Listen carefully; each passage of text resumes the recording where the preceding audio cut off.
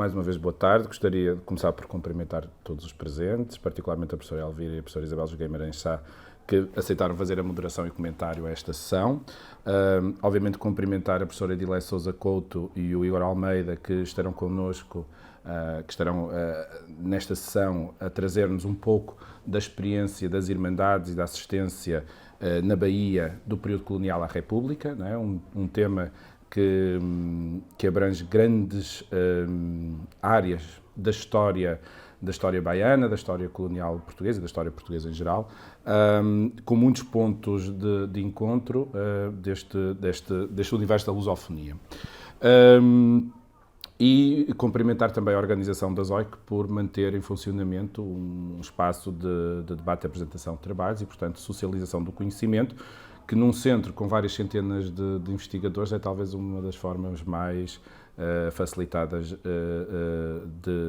de encontro e de troca de ideias e conhecimento, e simultaneamente eu acho que também desse ponto de vista é bastante importante para quem está longe, como eu estou normalmente, é uma forma também a posteriori, quando as sessões são gravadas e difundidas através do canal do CITSEM, uma forma também de nós participarmos um pouco mais da vida do centro, e que acho que é algo que o centro deve sempre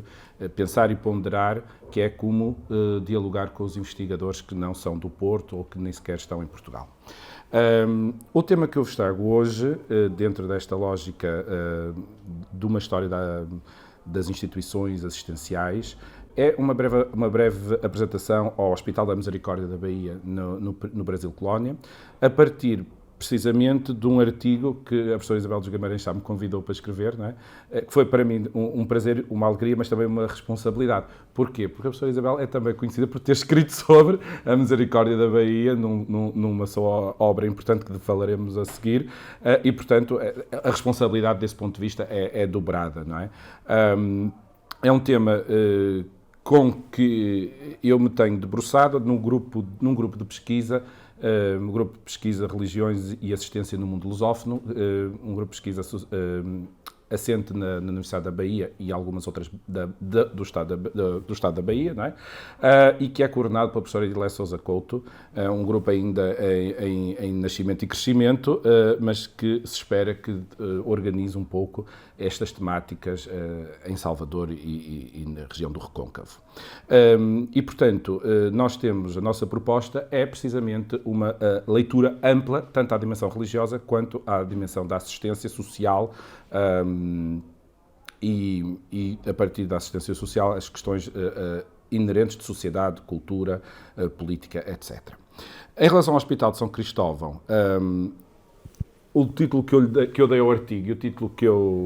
eu dei à apresentação de hoje, ele é uma citação, está em latim, que acho que fica sempre engraçado, de uma citação da Carta de Coríntios, não é? De São Paulo aos Coríntios, e que fala sobre a questão da caridade, ou o amor, não é? Como hoje se traduz, e sobre a sua dimensão central no pensamento cristão. E eu trago isto porque, bem, algumas pessoas já dizem que eu meto sempre um bocado de citações bíblicas e tal, quando falo sobre instituições religiosas, que talvez seja um exagero, mas eu não acho que seja, na medida em que eu acho sempre muito importante, sobretudo em instituições com uma presença eclesiástica substancial ou com ligações religiosas, e as misericórdias são irmandades, e além de terem um número substancial de laicos, talvez o elemento mais importante, tem também alguns clérigos que são irmãos, e para além disso ela tem um enquadramento religioso que não se pode ignorar, e é fundamental, porque este enquadramento ele constrói toda a estrutura mental em que esta sociedade se organiza, seja numa consciência ativa, pensando, por exemplo, na atuação, no trabalho dos teólogos, dos religiosos e dos pregadores, etc., mas também de uma forma passiva, com a vivência que a comunidade tem a partir desta estrutura mental que a Igreja propõe e coloca à sociedade de uma maneira, por vezes, uma maneira mais imposta, outras vezes mais proposta. E, portanto, acho que é importante termos em consideração que há uma dimensão religiosa, que depois, obviamente, dialogará, seja de um modo colaborativo, seja de um modo contraditativo, com as outras dimensões que os hospitais e as instituições da Misericórdia em geral irão ter. A Misericórdia da Bahia Ela tem um percurso historiográfico já realizado. Talvez o primeiro texto que procure fazer um breve glosamento histórico do que é a Misericórdia da Bahia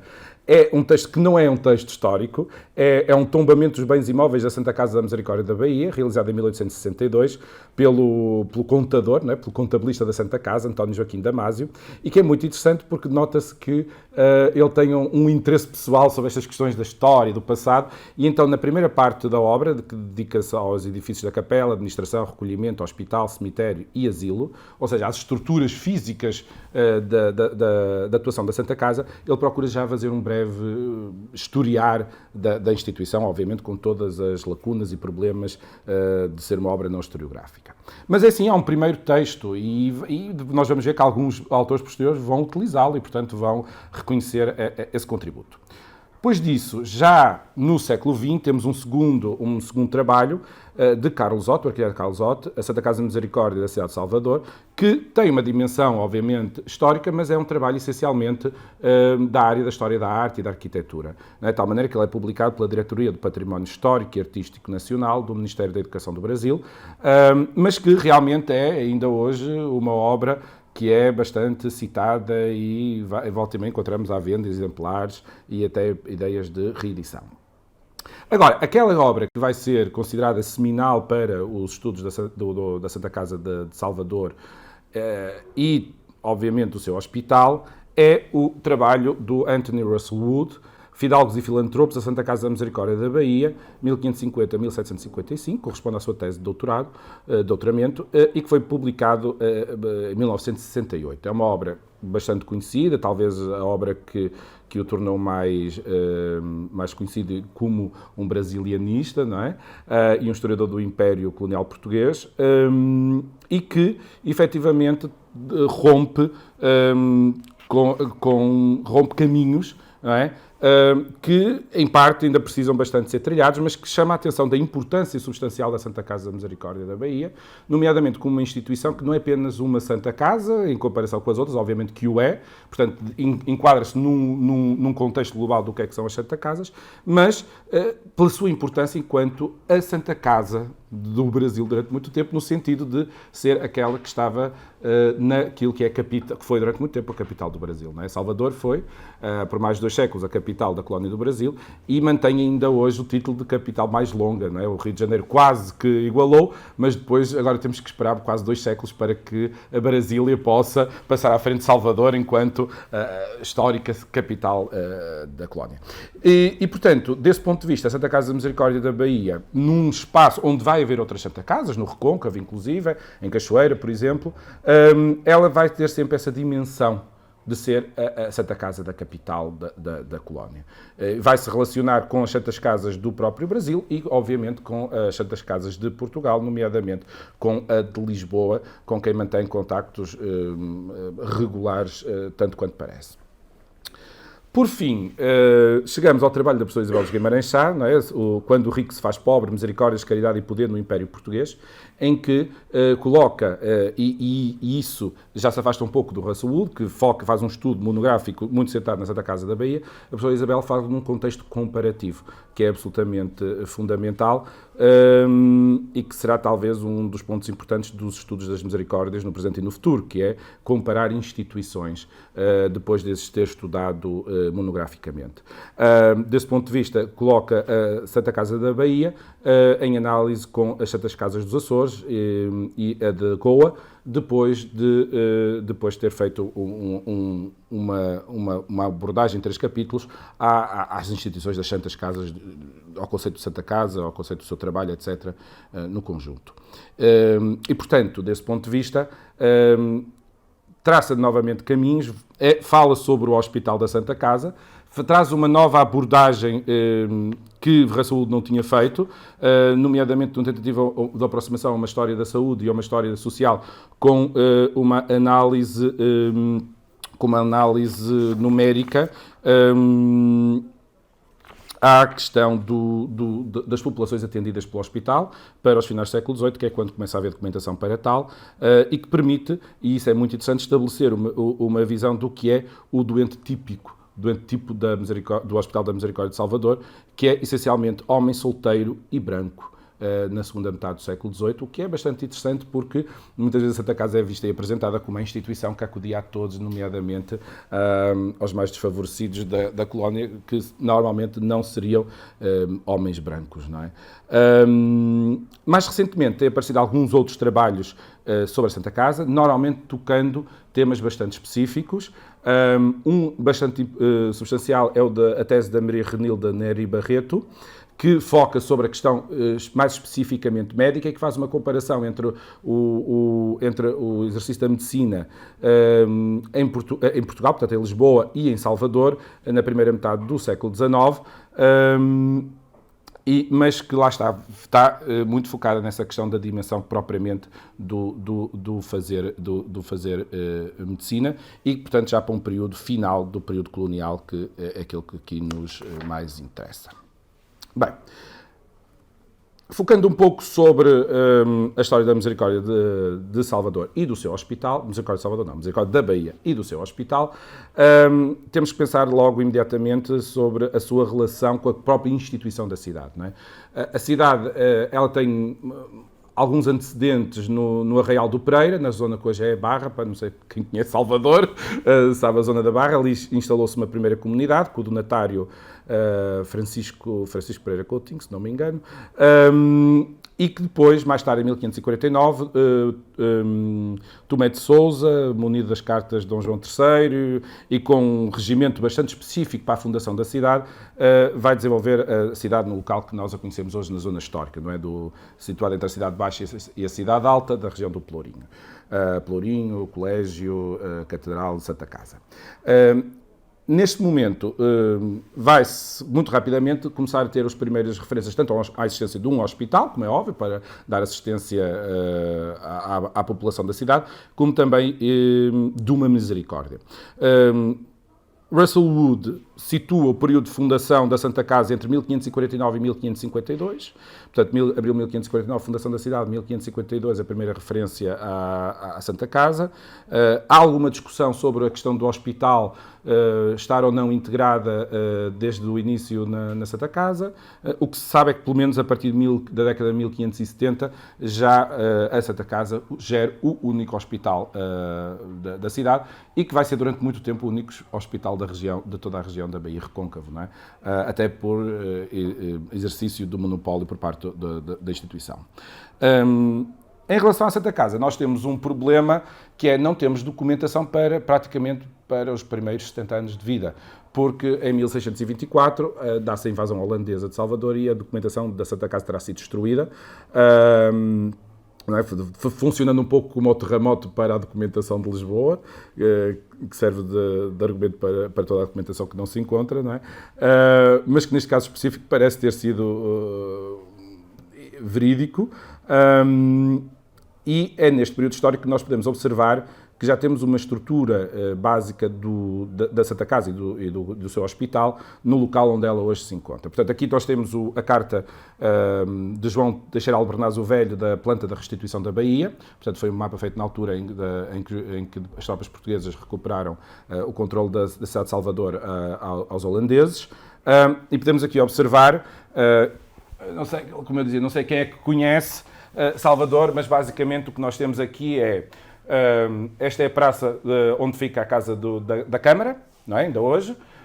Nós temos aqui, portanto, nesta zona mais ou menos, fica hoje em dia o elevador Lacerda, aqui, perdão.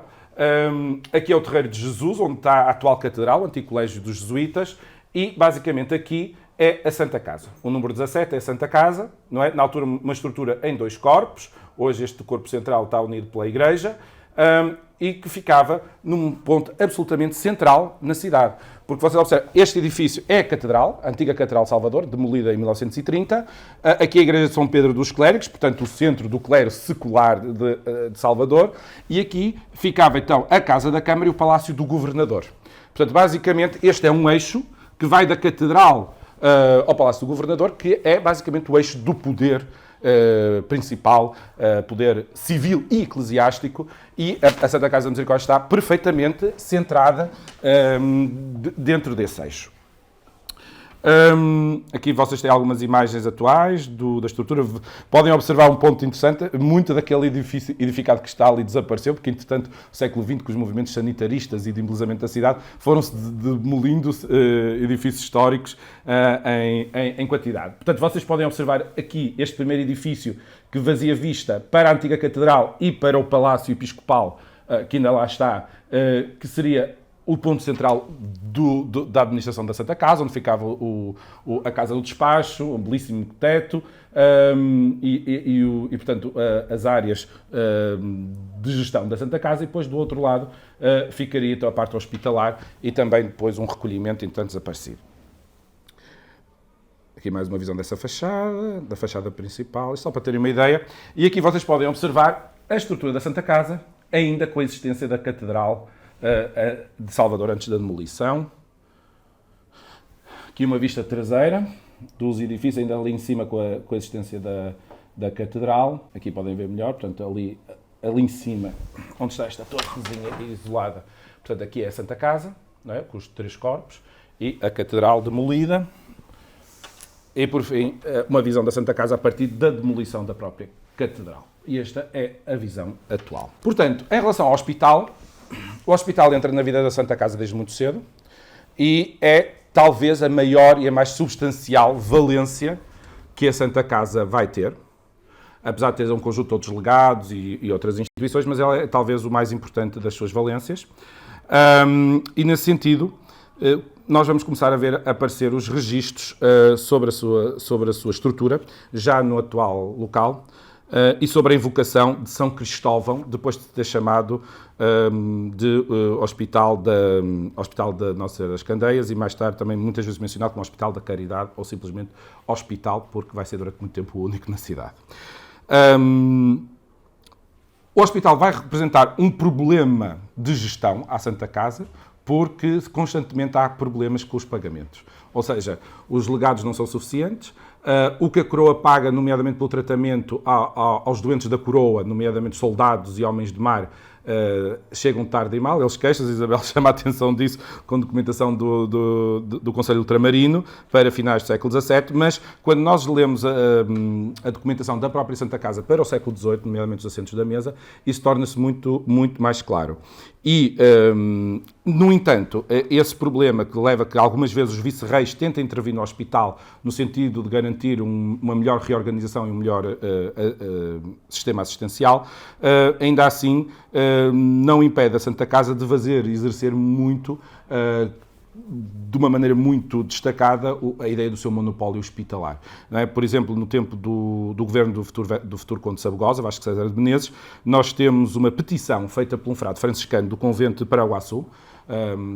se também um dia possam visitar a visita, porque é um belíssimo convento franciscano em cima do rio Paraguaçu, uma coisa extraordinária,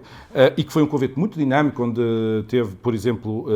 casa de estudos da província franciscana do Brasil. Ele pretendeu construir um hospital e pediu autorização à coroa, e a Santa Casa vai claramente peticionar ao vice-rei e depois ao rei para que não se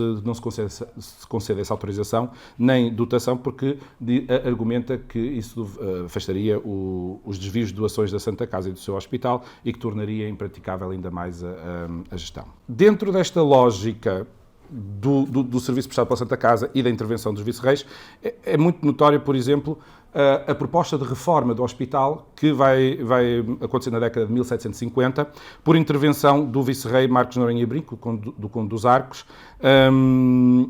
em que chama a atenção várias vezes à Santa Casa de que o número de queixas sobre a má qualidade dos serviços prestados pelo hospital que precisa de ser resolvida. Então, nesse período, o que nós vamos ver é a mesa a tentar fazer uma forma de reforma da instituição que, curiosamente, e isso fez-me pensar noutras reformas, passa também por uma reforma documental, que é algo típico do período pombalino, não é? Que é as reformas dos cartórios, dos arquivos e das formas de gestão documental. Poderíamos falar, por exemplo, até, se tivesse aqui a Patrícia Costa Valente, sobre a questão da própria regulamentação das contas públicas, como é que elas passam a ser reorganizadas durante esse período. Então nós estamos a falar num período muito interessante de reforma da gestão pública em Portugal e que tem inevitáveis reflexos na colónia e no Hospital da Santa Casa. E é por isso que a Isabel pôde fazer aquele trabalho sobre os doentes, o perfil padronizado do doente da Santa Casa, porque até meados do século XVIII não havia esse registro. Então não há registros anteriores a esta reforma do cartório da Santa Casa. Muito interessante nesta época é uma outra reforma, que é algo que nos surpreende muito, que é a do Hospital das Mulheres. Portanto, havia uma enfermaria, uma ou mais enfermarias para homens, às vezes ficamos um pouco na dúvida sobre o número certo de enfermarias, porque vai variando consoante os períodos e as necessidades, mas sabemos que a enfermaria das mulheres tradicionalmente estava colocada por baixo da sacristia. A sacristia da Santa Casa é este belíssimo espaço arquitetónico, mas para vocês terem noção do que era o Hospital das Mulheres, quando as mulheres foram tiradas de lá em 1767, ele foi transformado em ossário, porque não servia para muito mais do que isso.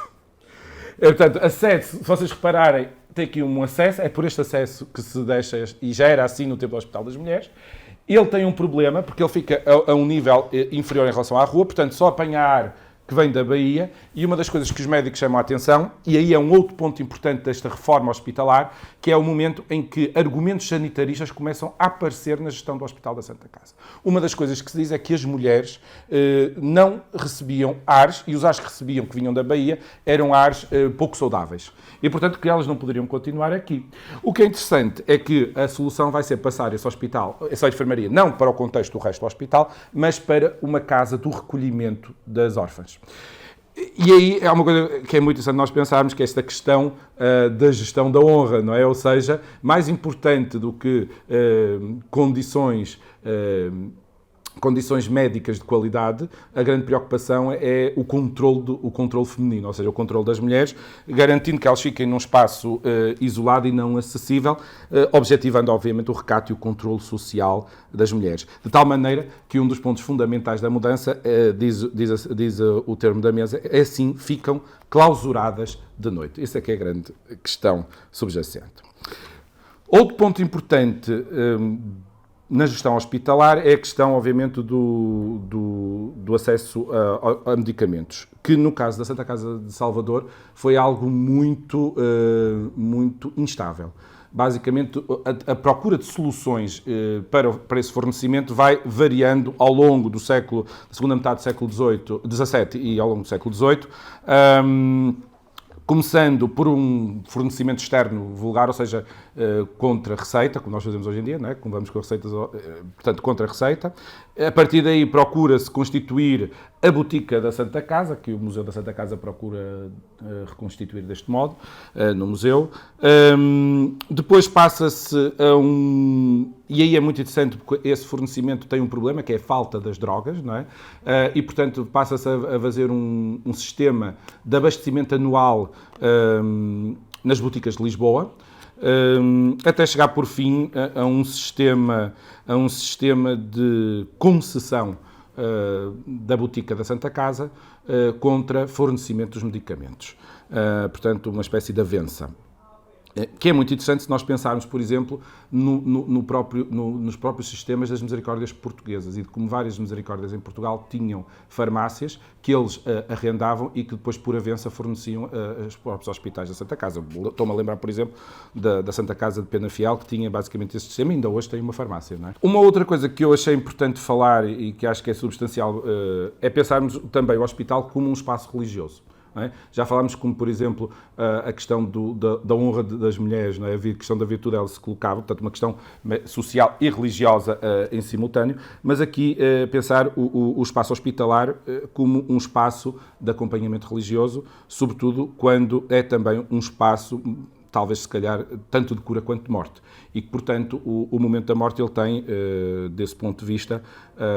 a ideia de um acompanhamento para a salvação da alma. Isto é muito interessante, até quando nós pensamos, por exemplo, um pormenor que eu chamo a atenção, que é da própria invocação do hospital. O hospital é da invocação de São Cristóvão. Ora, Cristóvão é um santo, como devem saber, é um santo dos viajantes. E não é só apenas um santo dos viajantes, é o dos viajantes. Normalmente nós hoje conhecemos-lo associado a quem conduz automóveis, mas ele é um santo de quem passa ao mar. Porque a própria palavra Cristóvão, Cristoforos, aquele que transporta Cristo, o que diz a legenda é que ele terá levado o menino Jesus ao colo para atravessar um curso de água, não é? Então, eu penso que a escolha destes santos vem diretamente sobre essa ideia, sobre a ideia de quem cruza o mar. o que é bastante substancial num hospital que, durante muito tempo, é um hospital de referência para os homens de mar, mas também para os portugueses que atravessam o mar como colonos e que, quando chegam a Salvador, podem, por algum motivo, estar com a sua saúde abalada. E isso é muito claro nesse perfil do doente. Muitas vezes o doente, como a Isabel também chama a atenção, a sua origem não é local, mas é, muitas vezes, o próprio Portugal. A Santa Casa vai garantir o acompanhamento dos doentes para cumprir com as obrigações previstas pelas Constituições Sinodais de Lisboa e da Bahia, das chamadas Constituições Primeiras da Bahia, em que obriga as instituições, nomeadamente instituições concorrentes sobre a sua responsabilidade, a obrigação do acompanhamento religioso. E, portanto, a Santa Casa vai para isso constituir o curato do hospital, basicamente, né, cura do hospital e da agonia, já dizendo muito claramente qual era a função deste sacerdote, e que dentro da estrutura da Santa Casa vai ter um grau de autonomia muito grande, sobretudo quando nós pensamos que a Santa Casa da Misericórdia da Bahia, como várias outras Santas Casas, e isto é um tema que eu penso que ainda está por estudar, que é a constituição nas Santas Casas, até por virtude dos legados de missas substanciais, da constituição de colegiadas de cureiros, não é? Que tinham como obrigação a manutenção do culto na Igreja da Santa Casa e depois fazer todos os acompanhamentos, etc. É um tipo de instituição muito importante porque podemos depois compaginá-lo com a existência de mais de uma centena de colegiadas em Portugal ao longo da história da época medieval e moderna, que é um conjunto de instituições que ainda não estão devidamente estudadas na historiografia portuguesa. E são um tipo de instituições muito importantes nomeadamente para enquadrar eclesiásticos sem benefício diocesano e que, portanto, passam a ter nestas colegiadas o seu espaço digamos assim, laboral, se quiserem assim, ou, portanto, pelo menos de exercício do munus pastoral. Portanto, fica também aqui esta sugestão para quem um dia queira estudar mais aprofundadamente, até conversava com a Isabel sobre isto, por exemplo, que eu me lembro, a Santa Casa da Misericórdia de Penafiel, por exemplo, teve, mas outras Santas Casas também o tiveram. E, portanto, é muito importante pensarmos esta estrutura. E o que é que acontece? É que toda a vida religiosa na Santa Casa de Salvador ela é gerida pela colegiada e pelo seu presidente, exceto o caso do capelão de cura e agonia, que inclusive tinha o privilégio de acompanhar os mortos que não fossem irmãos da Santa Casa nem recolhidas. A Santa Casa é muito importante, não apenas como uma instituição local, mas como uma instituição ao serviço da coroa, como muitas outras Santas Casas, certamente, e que Isabel chamou muito bem a atenção quando resume nesta frase: constitui um bom exemplo de um Hospital da Misericórdia ao serviço da coroa em matéria militar. E, efetivamente, assim é, porque o Hospital de São Cristóvão vai ser um dos principais hospitais em território brasileiro, a par, por exemplo, do Rio de Janeiro, na assistência aos marinheiros e na assistência às tropas portuguesas. Não, ou seja, já ordinariamente, ou seja, com as frotas comuns, mas nós vamos notar isso, portanto, e que eram já de si um trabalho que a Santa Casa se queixava frequentemente à coroa, porque achava sempre que era mal paga. Nesse ponto de vista é muito interessante ver, começa logo a queixar-se em 1672, como diz a Isabel, quando se queixa ao Conselho Ultramarino, mas nos inícios do século XVIII ele vai se queixar ainda mais ao rei Dom João V e faz uma coisa muito inteligente, usando a sua rede de contactos, contacta com as Misericórdias do Rio de Janeiro, de Luanda e de Lisboa, para ver como é que a coroa paga este serviço noutras regiões e depois, através da Misericórdia de Lisboa, tentar convencer o rei a aumentar o pagamento devido à Santa Casa de Salvador. Estas redes das Santas Casas parece funcionar hoje, mas também já funcionaram no século XVIII de uma maneira muito clara. Nesse sentido, nós vamos ver que este seu trabalho, que tanto a onerava e de que tanto se queixava e de que ameaçava, a certa altura, em 1732, ameaçava abandonar, simplesmente deixar de atender os marítimos, mas em 1736, quando a Irmandade do Corpo Santo, como sabem, uma irmandade onde existem, são sempre ligadas aos homens do mar, pretende criar um hospital para os homens de mar, a Santa Casa faz todo um boicote para garantir que os homens de mar continuem a ser tratados lá mesmo com mau pagamento. A Coroa não vai conceder essa autorização, depois portanto, do lobby feito pela Misericórdia de Salvador, mas logo, 2 anos depois, a Santa Casa volta a oficiar para Lisboa a pedir o aumento desse pagamento. Apesar de todos esses problemas com a questão dos pagamentos, que cria tensões, sobretudo com os vice-reis, e de queixas para Lisboa, não deixa de ser interessante que a Santa Casa, sem grandes discussões, não deixa de prestar serviços substanciais em momentos específicos de guerra. Nomeadamente na Guerra Hispano-Portuguesa de 1762-63, onde de uma só vez a Armada do Conde São Vicente chega a Salvador com 400, quase 500 doentes a bordo, doentes, e portanto que a Santa Casa lá arranjou maneira de os atender em vários sítios, abrindo espaços, portanto, novos para servir de enfermaria, e ao ponto interessante de chamar os irmãos para os pôr a trabalhar, não para cuidar dos doentes, mas para controlar, não é, os escravos e enfermeiros da Santa Casa, dizendo a pouca inteligência dos enfermeiros e dos escravos da casa, a cujo cargo está este Ministério, não supre o vigilante cuidado com que se lhe deve ministrar a caridade. Ou seja, calculo eu que mais do que a caridade seria o medo de que no meio da confusão os desvios pudessem ser substanciais. Novamente, na década seguinte vamos ter um novo momento conflituoso, importante para a história futura do Brasil, que é da guerra da Colónia do Sacramento e do Rio Grande do Sul. É o momento em que o Rio Grande do Sul passa a estar definitivamente dentro do Brasil colónia portuguesa, e em que novamente se torna necessário constituir um socorro para as tropas, e é o momento em que se constitui o Hospital Militar. O Hospital Militar vai ser uma questão complexa até ao final do período colonial, porque vai ser um hospital que umas vezes está dentro da Santa Casa, outras vezes está fora da estrutura física da Santa Casa, que umas vezes está sob a administração direta da Santa Casa, outras vezes parece que cai fora, mas depois volta, e que, no entanto, vai ter um papel muito importante, porque vai ser na sua estrutura, que em certa altura vai estar colocada no Colégio dos Jesuítas, portanto, os jesuítas entanto extintos, o colégio abandonado, foi aproveitado para o Hospital Militar.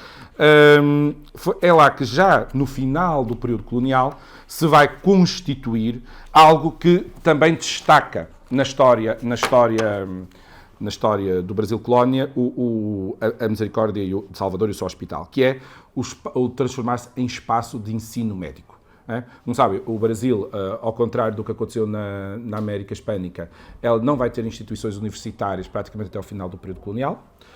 Portanto, todos os quadros, seja da área do direito, seja da área da medicina, seja das outras áreas de teologia, etc., tinham que se vir formar a Portugal ou outro país europeu, seja Coimbra, seja Salamanca, seja o que fosse. Isso, claro, obviamente, teve os seus problemas em termos de acesso, nomeadamente no caso da medicina, de acesso a médicos qualificados, mas com a saída da família real para o Brasil,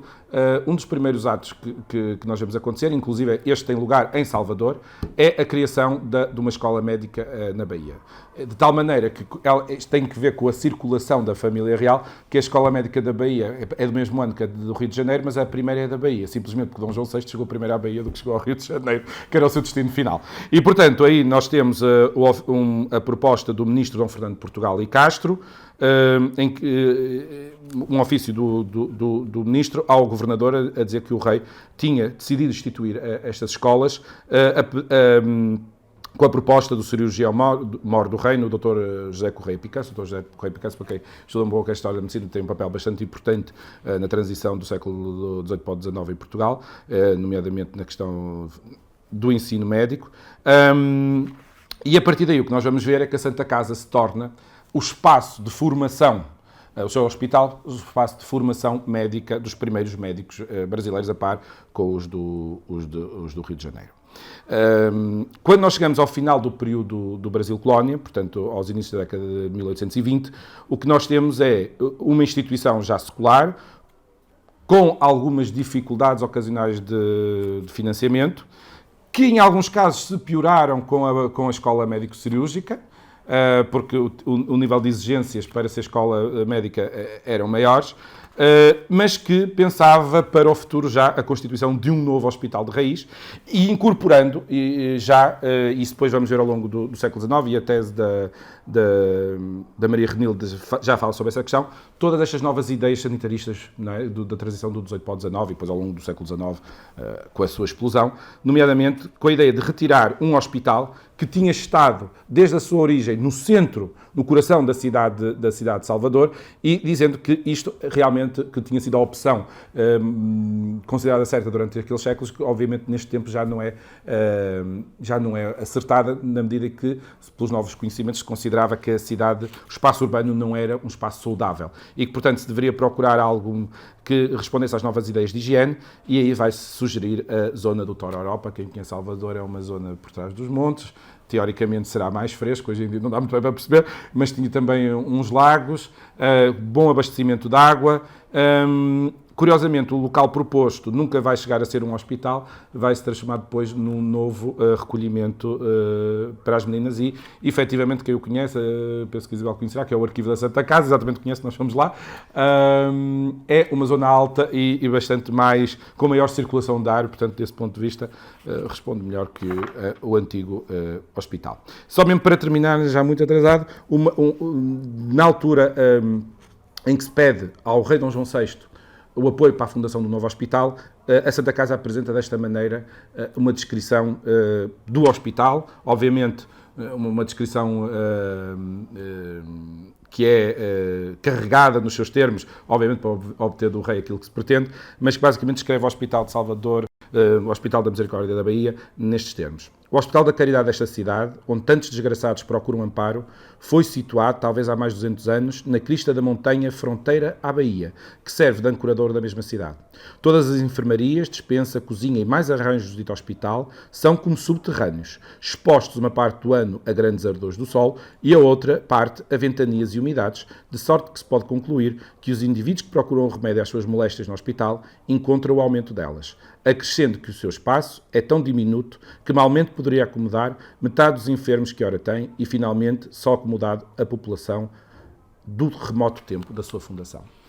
E esta descrição é muito interessante porque ela realmente nos apresenta um momento histórico de transformação. Não só um momento de transformação naquilo que é a compreensão da assistência e da medicina, mas também um tempo de transformação da própria cidade de Salvador, que deixando já, desde 1763, de ser a capital do Brasil, se tinha transformado, vai ser a futura capital da província da Bahia, e uma cidade, claramente, em crescimento populacional, que pretende, portanto, levar o hospital para um novo caminho. Pronto. Muito obrigado.